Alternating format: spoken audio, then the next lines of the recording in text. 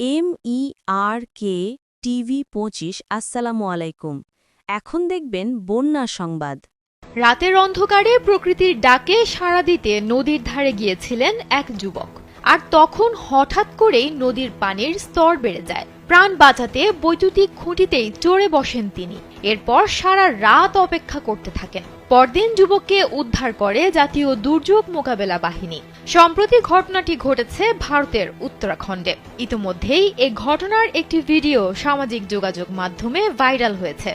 ভিডিওতে দেখা যায় হাফ প্যান্ট এবং গেঞ্জি পরে বিদ্যুতের খুঁটিতে চড়ে আছেন এক যুবক। খুঁটির নিচ দিয়ে প্রবল গতিতে বয়ে চলছে পানির স্রোত। রীতিমতো ফুঁসছে নদীটি। খুঁটি থেকে পড়লেই নিমিষে ভেসে যাবেন যুবক। এজন্য প্রাণ বাঁচানোর চেষ্টায় বৈদ্যুতিক খুঁটি শক্ত করে ধরে রাখেন তিনি। এরপর নিরাপদ দূরে দাঁড়িয়ে তাকে উদ্ধারের চেষ্টা করে ভারতের জাতীয় দুর্যোগ মোকাবেলা বাহিনী।